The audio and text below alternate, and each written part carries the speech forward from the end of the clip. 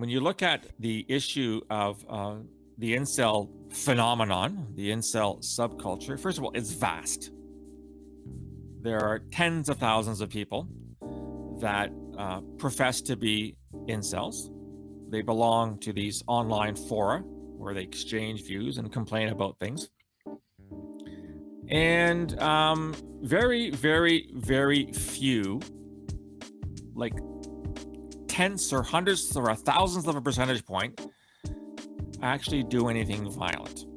Now, you don't have to believe me. I've established a good relationship with a woman called Nama Cates, who's in Connecticut in the United States, and she runs a website called the Incel Project. She has an interest in this phenomenon, and she has interviewed hundreds of incels around the world over the past couple of years. And she will tell you definitively that most of them, vast, 99.999% of these people, have no violent intention whatsoever. Secondly, when you compare the acts of violence, and there have been somewhere between 5 and 15 around the world over the past decade, depending on how it's defined, there have been between 5 and 15 acts of violence that are somehow associated peripherally, directly, with a person who self-identifies as an incel, compared with the tens of thousands of attacks that have been carried out by Islamist extremists, in some cases the far right, in some cases the far left. So the question I want to put out there to you folks tonight, for those of you who have been following this debate about incels in Canada, in the United States, do we really want our security intelligence and law enforcement agencies to shift resources from existing priorities, none of which have gone away, to look at a problem that is so insignificantly small that doesn't warrant those resources? And trust me, I'm not dismissing any act of violence. I think any act of violence has to be prevented if possible. Absolutely. But do we really want to make this a priority?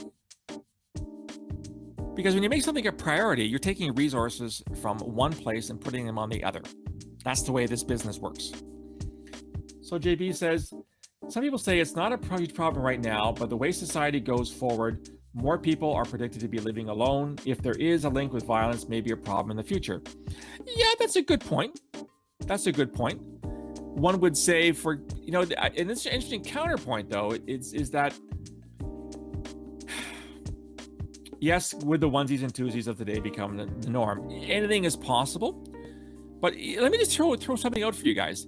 There have been a lot of people who predicted that over the past year, because of COVID, because of the loss of employment, because of the lockdowns, because of the social isolation, that we're going to see an uptick in violence associated with the pandemic.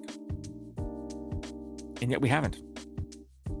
We haven't seen an uptick in far-right violence. We haven't seen an uptick in conspiracy theory violence around the world. It's not that I've seen. And I monitor terrorism on a daily basis, looking at news sources around the world.